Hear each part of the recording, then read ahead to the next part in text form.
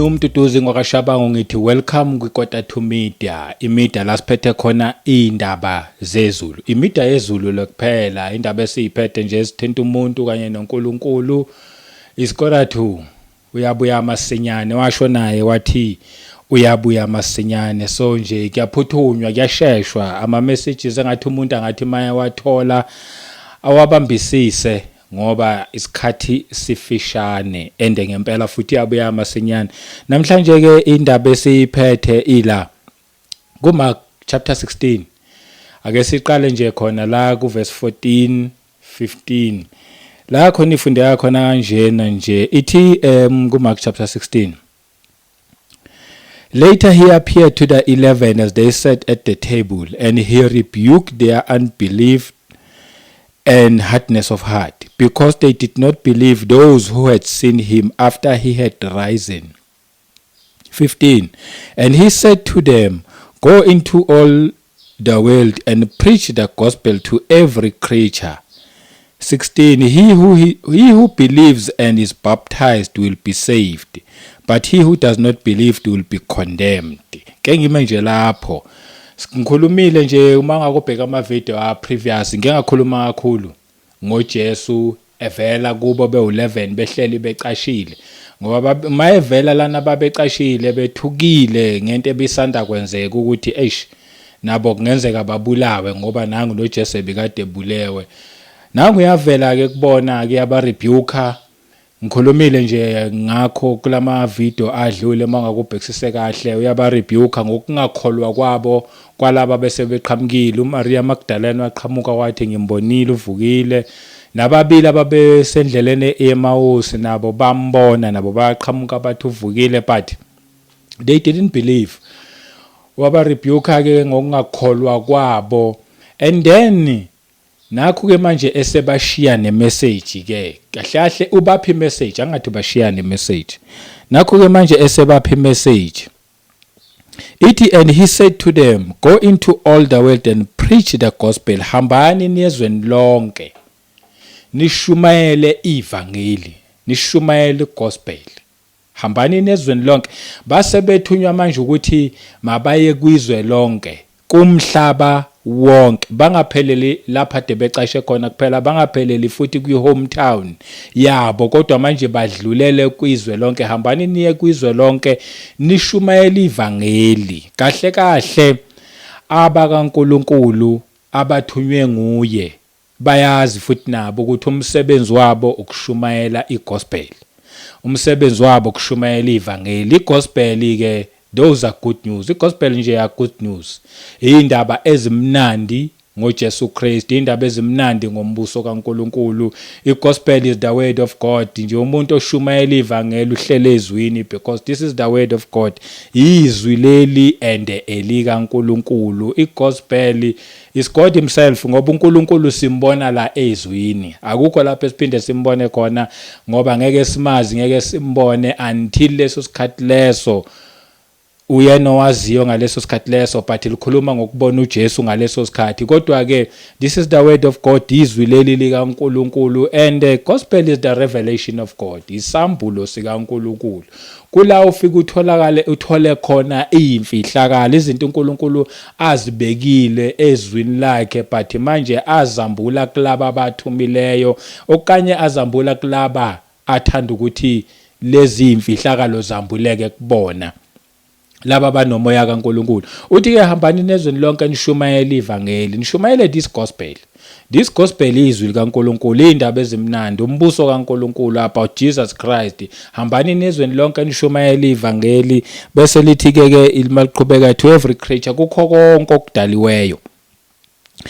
He who believes and is baptized will be saved. Number 1. He who does not believe will be condemned. Verse 16 lo lithi okholwayo abhaphathizwe uyakusindiswa.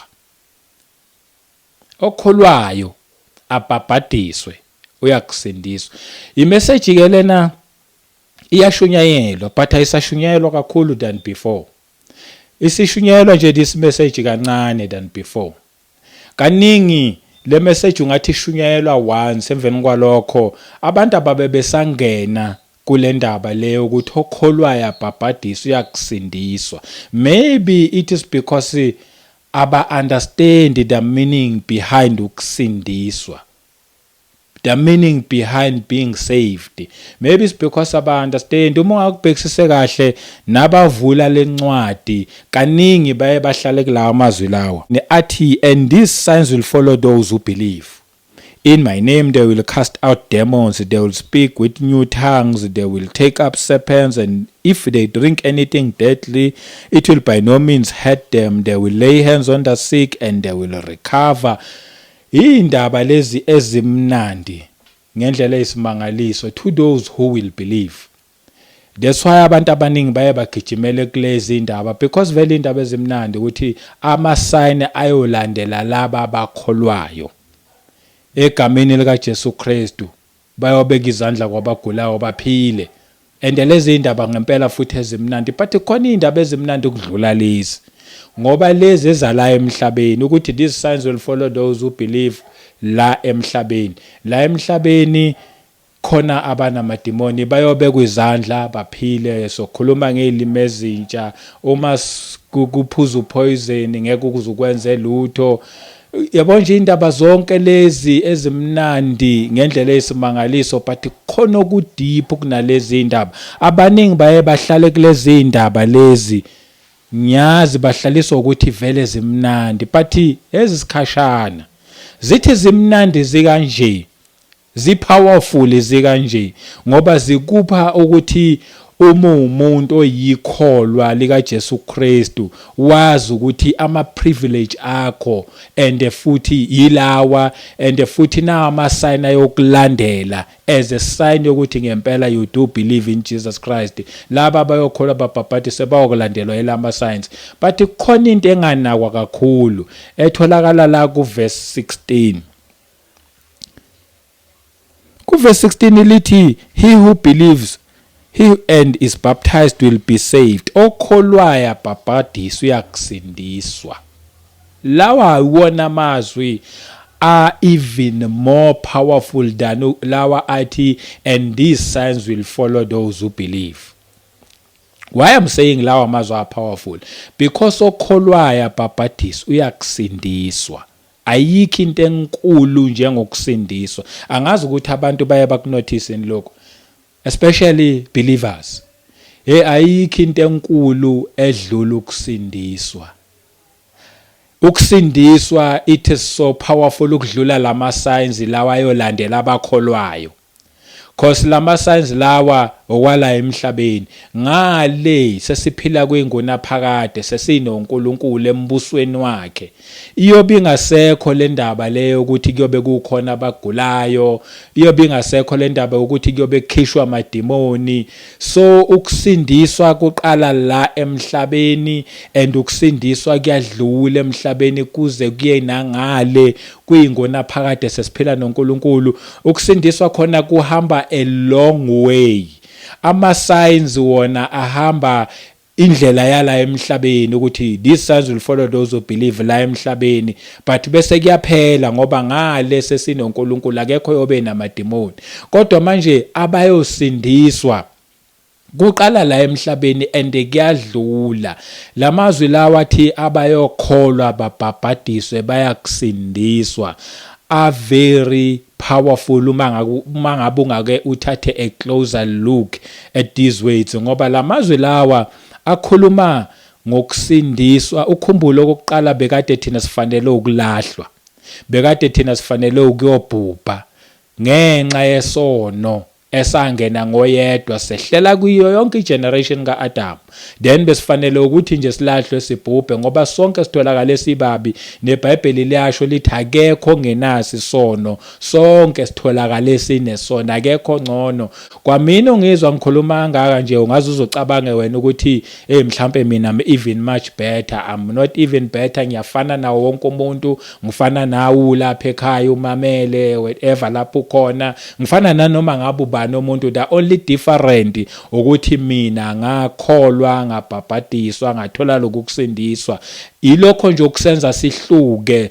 Ukusindiswa to ngesilungu lithi and be saved. Ukuba saved mhlawumbe ukuze uyiunderstand le ndaba ukuthi ukuba saved kupho uqala besiyolahlwa. Then uma usukholwe kuleli ivangeli lika Jesu Kristu wabhabhadiswa, you are saved kuyolahlwa ukutheni uyolahlwa.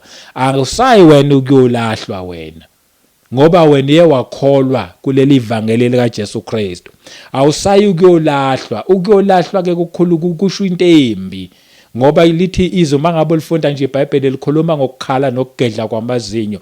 Kulaba bayolahlwa nakhona hayi ngoba bengazwanga bezwile kodwa bangafuni ukukholwa. Kulabo kuyobe kukhona ukukhala nokugedla kwamazinyo, into lesingayiboni njengamanje. Kufana nokusindiswa. Masithi sisindisiwe noma we are being saved, akubonakali kungathi amazwi nje kuphela, but lamazwi ane meaning enkulu. Lamazwi are very deep, ngoba you are saved ekulahlweni obekuyinguna phakade. Bekufanele sibe separated from God, inguna phakade. Kodwa manje uNkulunkulu wasenzela icebo. Wathuma ngabe senzela icebo, wathumela indodana yakhe yona yodwa ogama layo linguJesu Kristu, ngoba akathumanga abaningi, wathuma lo oyedwa oUjesu Kristu. Nyazi abanye bathi umJuda, abanye bathi umlungu, abanye basho lokho nalokho. It doesn't matter ukuthi wathi mayefika emhlabeni wambatha yiphi inyama, wakhuluma yiphi language. That doesn't matter. Sonke singabantu abaphila emhlabeni sizidalwa ikaNkulunkulu. Into eyenza ukuthi thina sibone sidivided engathi omunye mhlophe omunye mnyama, uSathane uyasihlukanisa athi wena umhlophe wena mnyama, ukhuluma leya language wena ukhuluma leya language. kuNkulunkulu ayikho leyo nto leyo. kuNkulunkulu we are one, si creation yakhe sonke. kuNkulunkulu kumele ngabe siyathandana sonke, kumele ngabe akekho ohlukanisa omunye. Kodwa manje uSathanena each and every time ulethe division, alethe nezinkolo zokuthi le yomuntu omnyama, le yeNdiya, le yeChina, le yani. Kodwa kuNkulunkulu wasilethela nje wabayedwa, ngoba azi uNkulunkulu ukuthi sonke sizidalwa zakhe, akekho ohlukile, akekho ophuma eceleni, sonke kuye siyafana. That's why wathina leli ivangeli malishunyelwe kwizwe lonke, kukho konke okudaliweyo. Okholwayo abhaphathizwa UyakuSindiswa walenza icebo ngoJesu Kristu, lachitheka igazi. Yabona ngesikhathi kuchitheka igazi lika Jesu Kristu, leliya gazi leliya elalizosusizo noze ethu, inkulu into eyenzeka lapho. Angazi ayikho into engayifanisa nayo into eyenzeka lapho. Ukusindiswa ngazi ngakufanisa nana, akukho engakufanisa nakho. Ubu-rich bokusindiswa budlula imali yonke ongayicabanga. Ubu-rich bokusindiswa ekufeni uze kuphileni, uphume ebumnyameni uze kukhanyeni. Ayikho ivalue yemali esingazama ukulinganisa nayo. Ngisho nabantu abamabillionaires emhlabeni abanayo imali abangathi mangabe beza nayo bathi le mali lena i-rich ifanane ngisho negazi lika Jesu Kristu. Ubu-rich bensindiso, ibu-rich bento uNkulunkulu ayenza, ayikho into engafaniswa nayo. Angazi ngayifanisa nani lento. It is so big, inkulu. Noma ungaze ulande lonke igolide ongalilanda, noma ungalanda yonke iplatinum ongayilanda, akukho kungafaniswa negazi lika Jesu Kristu elachithekela lizosisindisa ezonweni, lisenza manje sibe ngabantwana bakaNkulunkulu. Akukho kungafaniswa nalokho. Ukusindiswa, it is so powerful, kuyinto enkulu. Sahlengwa, sakhishwe emanyaleni, sasifa, sasideserve ukufa, sasiyobhubha, sasiseparated kuNkulunkulu, besilahliwe. Kodwa uNkulunkulu wasenzela icebo, wasisindisa. Ipower nje iyodwa yokusindiswa, ngoba sisindiswa sila emhlabeni. Lalela kupheleli la emhlabeni. That's why uJesu ezeshumayela umbuso kaNkulunkulu, bese kuyadlula kuye embusweni ke manje. Insindiso iyaphila uma ngabe engayiletha ngaleyo ndlela. Insindiso yinto ephilayo, ngoba manje asebesindisiwe abafi, asebesindisiwe bayadlula emhlabeni. ngesilungu nje ngathi ukutransitiona, bangena kwi-transition nje ukuthi umzimba, ngoba umzimba vele lona wesikhashana wona uzowa mawusukhathele la de kufika ukukhathala kwawo, ngoba wala emhlabeni inhlabathi le uthulo thulini kuyobuyela back, but umoya ngoba kaNkulunkulu osindisiwe kumoya uyaphuma bese uyoba noNkulunkulu lona akasafike lo kamoya oyimi nawe, uyophila kwinguna phakade. Abaningi bayobona uburich bensindiso sebe kuNkulunkulu ukuthi kanti sasihlengwe entweni enkulu kangaka, okwamanje ababoni into enkulu abahlengwe kuyona. That's why iningi labantu lidlala ngayo lensindiso. That's why iningi labantu bathi masebesindiswe benze noma ngabe yini nje la evangelini emseni kaNkulunkulu, ingoba balahlekelwe yivalue yensindiso ukuthi ipowerful kangakanani, inkulu kangakanani, idlula ama-signs lawa ayolandela abantu abakholwayo. Nawo are very powerful ngoba akhomba ukunqoba, akhomba ukuthi uSathane unqotshiwe lawo ama-signs lawo, ngoba ogulayo bekwizandla phila, amadimoni ayakhishwa, noma ungaphuza noma ngabe yini ebulalayo ayisakubulali wena. Ipower yokuthi uSathane already wena ngokukholwa kuJesu Kristu usenqotshiwe, but insindiso iyadlula ize iyoba noNkulunkulu kwinguna phakade. Uthando lolu lukaNkulunkulu, insindiso uthando lukaNkulunkulu ke into ngeke uyichaze. Singazama ukuchaza ukuthi uthando lukaNkulunkulu lungakanani, alifani nolwethu thina abantu. Ninini thina siyakwata, ninini thina hayi angisaxolelanga, ninini futhi sengixolelile, sengikwatele futhi sengiyakuthanda, but uNkulunkulu yena uthando lwakhe lihlezi liku level A1, usithanda sonke futhi ngokufana. Inkinga nje ikithi ukuthi sisizwile ivangeli lakhe asimfuni. Fana nayo insindiso angazi ayichazeki the way ibroad ngakhona, the way inkulu ngakhona, idlula konke okunye okuprecious okukhona kwasemhlabeni, akuchazeki.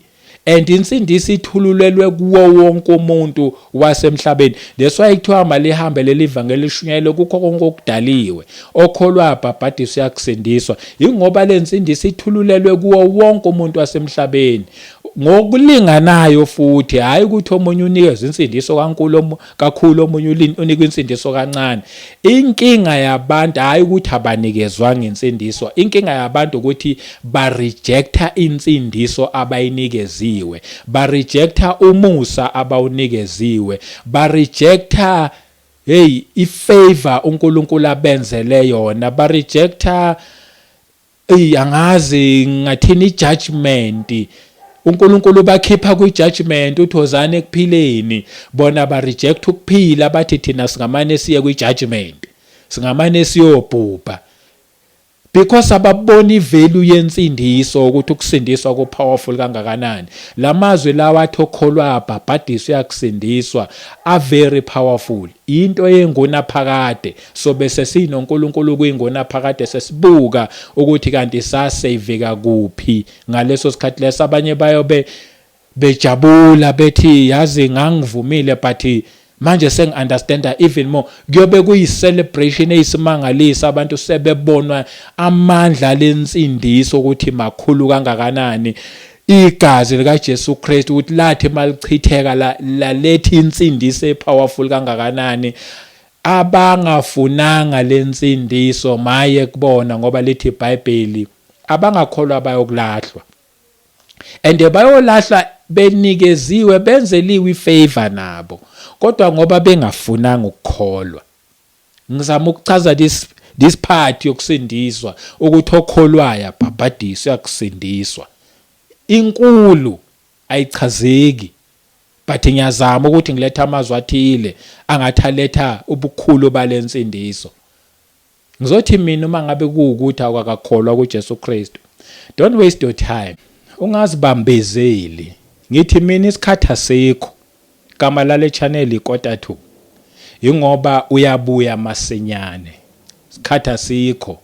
Sikulethela thina imedia yezulu, indaba ezithinta umuntu noNkulunkulu, sikulethela ubuhle bukaNkulunkulu, sikulethela indaba ezimnandi. Singakulethela kube kuningi okwala emhlabeni, sizothi yazi mawungenza 1 2 3 uzoba nemoto kusasa. Singakulethela konke lokho ukuthi mawungenza 1 2 3 uzoba nendlu, mawungenza 1 2 3 uzoshada, uyothola umshado. Singakulethela konke lokho, kumnandi lokho, kuyakitazana, but uma ungakubhekisisa okwala okwesikhashana, manje thina sikulethela oqala la emhlabeni kuye kwi-eternity. That's why sikulethela nje kuphela uJesu Kristu, sikulethela umbuso kaNkulunkulu, sikulethela amandla enziwa nguNkulunkulu via indodana yakhe.